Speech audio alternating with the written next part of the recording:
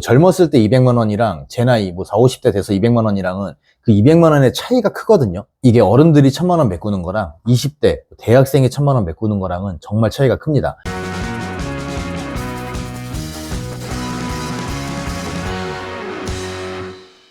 자취방을 구해야 되는데 뭐부터 해야 될지 모르시겠죠? 이번 영상에서 제가 자취방 구하는 계획 짜는 방법을 처음부터 끝까지 알려드릴게요. 안녕하세요, 집구남TV입니다. 우선 계획을 짜실 때 정해야 되는 부분이 금액, 위치, 크기, 층수, 그리고 방 개수, 이 정도는 기본적으로 틀을 잡으셔야겠죠.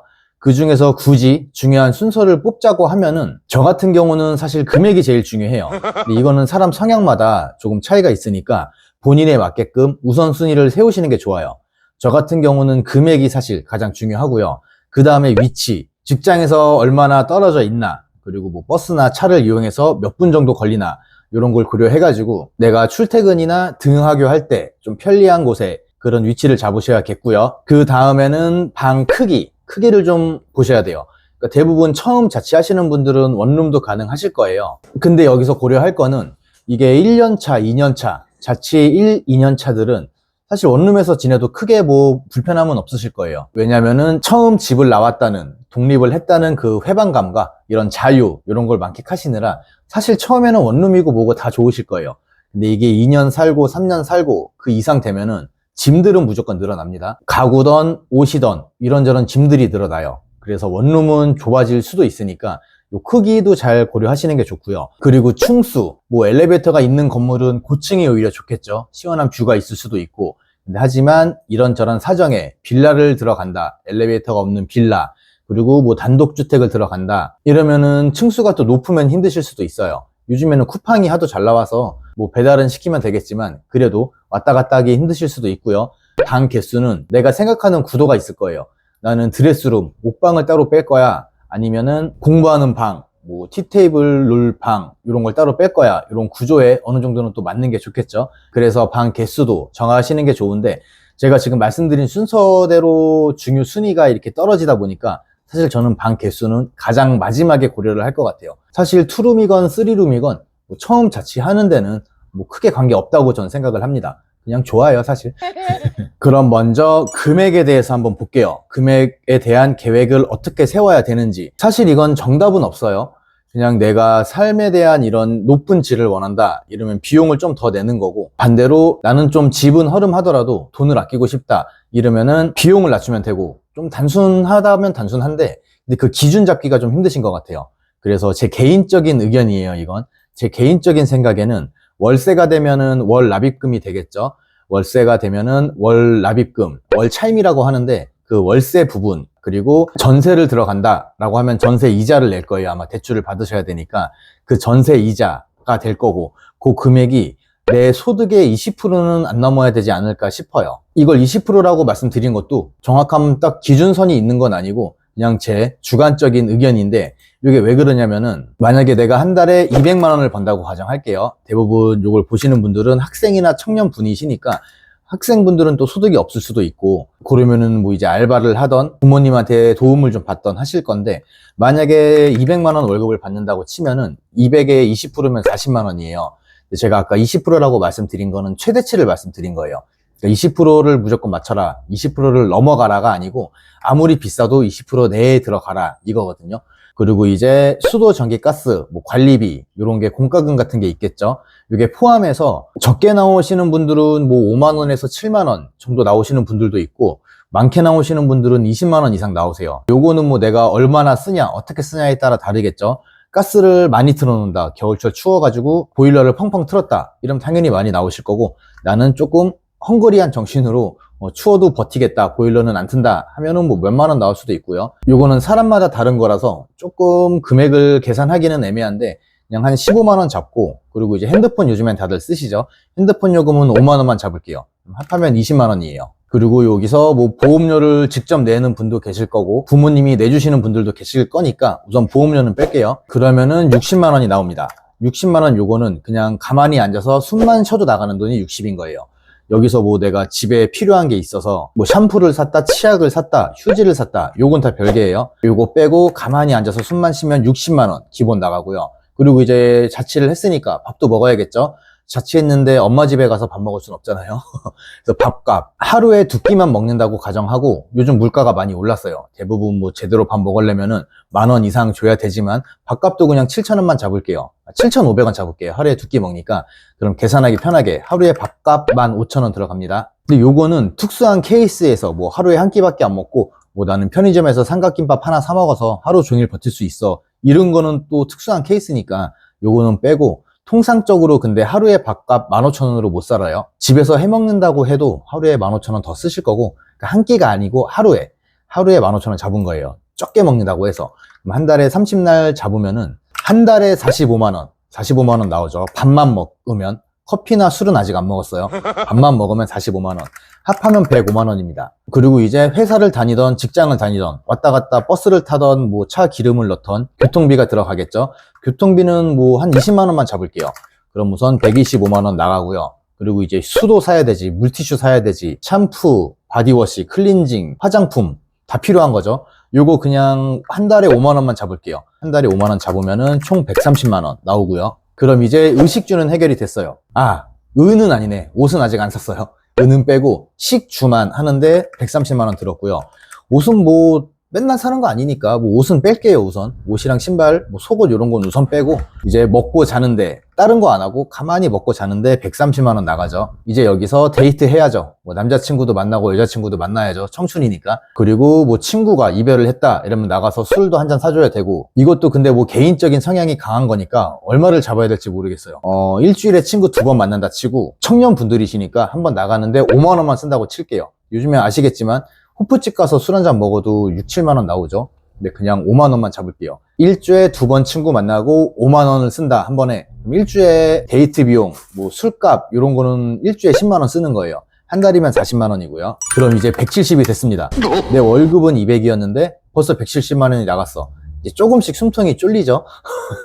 근데 여기서 옷도 사야 되고 신발도 사야 되고 뭐 머리도 잘라야 되고 여자분들은 네일도 받아야 되고, 그리고 또 대인관계를 어떻게 했냐에 따라 조금 다르겠지만 친구나 지인분들의 조사가 있을 수도 있고, 그리고 이 영상을 보시는 분들은 아직은 젊을 테니까 뭐 경사, 결혼식이나 돌잔치는 좀 적다고 해도 이런 이벤트성으로 들어가는 돈이 있어요. 그리고 뭐 부모님 선물을 해드릴 수도 있고, 그리고 아시겠지만 살다 보면은 짜잘한 돈 들어가는 게 있거든요. 이런 비상금, 여유 자금 이런 거를 그냥 20만 원 잡을게요.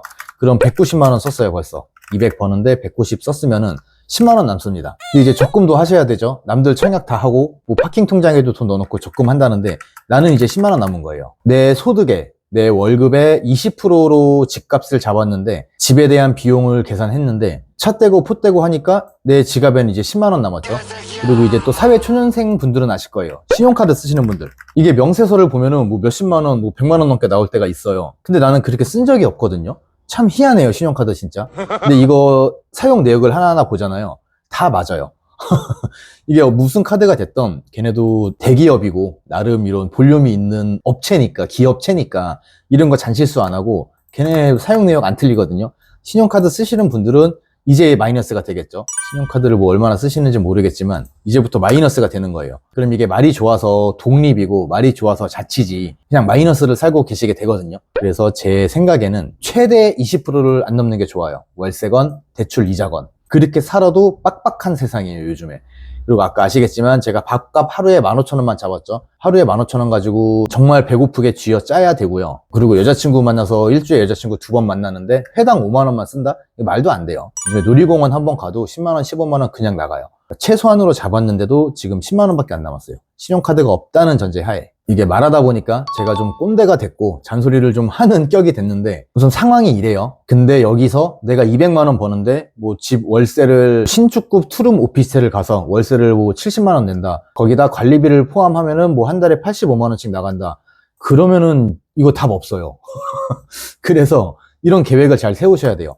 반대로 내가 난 청년이지만 뭐 사업을 해가지고 한 달에 500 벌어. 그 정도면 이제 월 100만 원씩 월세 쓰셔도 돼요. 그러니까 뭐 무조건 써도 되는 건 아닌데 아끼긴 아껴야죠. 근데 그렇게 써도 뭐 조금은 적금을 할 수가 있고 생활은 조금 트일 수도 있으니까. 그래서 잡은 금액이 저는 최대 내 소득의 20%가 맥스예요. 근데 여기서 또 전세를 구하시는 분들은 하나가 추가되죠. 내가 얼마를 들고 있나. 왜냐면 청년분들은 전세대출 90% 나오실 수도 있고요. 안심전세 가면은 대부분은 80% 나오거든요. 이게 지금 내 수중에 2천만 원이 있어야지 1억짜리 전세를 들어갈 수가 있는 거예요. 80% 대출 받고 내 돈 20% 해서 1억짜리 전세를 가려면은 2천만 원이 내 수중에 있어야 돼요. 뭐 이사비용, 중개, 수수료 뭐 이런 거 다 빼고요. 온전히 전세 보증금으로만 2천만 원 들어가셔야 돼요. 대신에 뭐 LH 전세나 중기청을 구하시는 분들은 뭐 금액은 조금 적게 들겠죠. 지금은 그냥 통상적으로 일반적으로 많이들 들어가는 안심전세 기준이고요. 그래서 이 2천만 원 이 돈도 모으셔야 돼요. 그리고 뭐 나는 1천만 원밖에 없어, 수중에 1천만 원밖에 못 모았어, 이러면은 5천만 원짜리 전세밖에 못 가시는 거죠. 사실 5천만 원이면은 전세 들어갈 수 있는 폭이 그렇게 넓지가 않아요. 상당히 허름한 집을 들어가실 확률이 높고요. 그리고 아까 월세에서 제가 월 40만 원 잡은 것도 뭐 보증금 대부분 300 아니면 500이겠죠. 요 300만 원, 500만 원 들고 계셔도 사실상 그렇게 쾌적한 집을 들어갈 수는 없어요. 그러니까 내가 버는 금액을 우선 정하시고, 내가 쓰고 있는 고정 지출이라 그러죠. 고정적으로 나가는 돈 계산하고, 그리고 또 사람이 살다 보면은 별의별 일이 다 있거든요. 여유금은 조금 갖고 계셔야 돼요. 비상금, 이런 여유금도 조금 빼 두셔야 되고, 그리고 내 유지비, 뭐 핸드폰 요금도 될 수 있고, 보험료나 식대, 교통비 이런 것도 다 빼놓고 부르고 나서 예산을 잡으셔야 돼요. 이거 무턱대고 그냥 돈 개념 없이 당장 내 지갑에 500만 원 있는데 300에 50짜리, 300에 40짜리 월세 가면은 뭐 몇 달 동안 살 수 있겠지. 그 몇 달 동안 돈 벌어서 다음 월세 메꾸면 되지. 이런 식으로 무턱대고 나왔다가는 이 젊은 청춘에 상당한 마이너스가 들어갈 거예요. 그리고 젊었을 때 200만 원이랑 제 나이 뭐 40, 50대 돼서 200만 원이랑은 그 200만 원의 차이가 크거든요. 근데 이게 젊은 나이 때 그 200만 원을 메꾸려면은 이게 큰 기간이 들어갈 수도 있어요. 200이면 다행인데 뭐 1000만 원, 2000만 원을 까먹었다. 이게 어른들이 1000만 원 메꾸는 거랑 20대 대학생이 1000만 원 메꾸는 거랑은 정말 차이가 큽니다. 그러니까 정말 예산 관리 잘 하셔야 돼요. 그럼 이제 한마디들씩 또 하셔야죠. 내가 뭐 알바를 파트타임을 떼어가지고 나는 월급이 80만 원밖에 안 되는데, 나는 뭐 월급이 120만 원밖에 안 되는데 나는 뭐 어느 집에 들어가라는 거냐, 이게 그러실 수는 있어요. 왜냐면 이게 100만 원 받는다고 치면은 월 20% 잡으면은 20만 원이거든요. 요즘 같은 물가에서, 요즘 같은 시세에서 반지하도 20만 원에 못 들어가는 건 사실이에요. 그건 여러분들보다 제가 더 잘 알죠. 저는 중개사니까요. 근데 이런 케이스면은 조금 냉정하게 말씀을 드리면은 정말 특수한 케이스가 아니면 그냥 독립을 하지 마세요. 그냥 부모님 집에 사셔야 돼요. 이런 분들은 엄마 아빠랑 막 마찰이 맨날 있어. 맨날 치고받고 싸우고 막 집에 들어가기도 싫고, 그래도 방법이 없어요. 뭐 서로도 뭐 어떻게 돈이 없는데 이거는 어쩔 수가 없어요. 그런 분들은 좀 한 템포 늦출 필요성이 있어요. 근데 또 대신에 이런 경험도 있죠. 좀 안 좋은 말인데, 만약에 부모님 사업이 조금 잘못돼가지고 집안이 지금 경제적으로 말이 아니다. 예를 들어서 지금 엄마, 아빠, 나, 동생 네 식구가 사는데 지금 뭐 아버지 사업이 잘못돼서 그 네 식구 다 원룸으로 들어가게 됐다. 원룸에 살게 됐다. 원룸에선 사실 4명 못 살죠. 그런 사유가 있어서 동생이랑 나는 따로 나와서 월세를 들어가려고 한다. 이런 분들은 제가 뭐 말릴 수가 없어요. 그런 분들은 아까 말씀드렸던 그 20% 이런 거 무시할 수밖에 없는 상황이니까, 이런 특수한 경우에는 이 말은 해당되지가 않겠죠. 그런 분들 말고 제 손님분들의 대부분의 경우를 말씀드린 거고요. 그리고 또 이런 경우도 있겠죠. 나는 금수저야. 나중에 집에서 받을 것도 많고 내가 지금 200만 원을 버는데 월세로 100만 원 쓰고 100만 원은 나 놀 거 다 놀고 200만 원 다 써도 뭐 5년 뒤에 10년 뒤에 집에서 뭐 2억 3억 그 이상 해주기로 했다. 이런 분들은 또 제가 할 말이 없죠. 저는 그렇게 살아본 적이 없어가지고 그런 분들은 과감하게 이 영상 그만 보시고 뒤로 가기 누르시면 됩니다. 이게 또 환경이 말이 안 되게 좋으신 분들 앞에서 제가 이렇게 떠드는 거는 또 제가 좀 부끄럽네요. 그런 분들은 해당이 안 되는 거고, 저는 통상적인 이 초보 자취생들의 입장을 지금 말씀드리고 있는 거예요. 그래서 예산은 조금 정확하게 철두철미하게 짤 필요가 있다. 매월 나가는 집에 대한 비용을 내 소득의 최대 20%로 잡는 게 베스트고, 그리고 매달 고정적으로 나가는 돈 얼마, 그리고 내가 쓸 돈 얼마, 뭐 비상금 얼마, 그리고 얼마는 적금, 이런 걸 좀 디테일하게 잡으셔야 되고요. 그 다음은 이제 위치죠. 위치도 상당히 중요해요.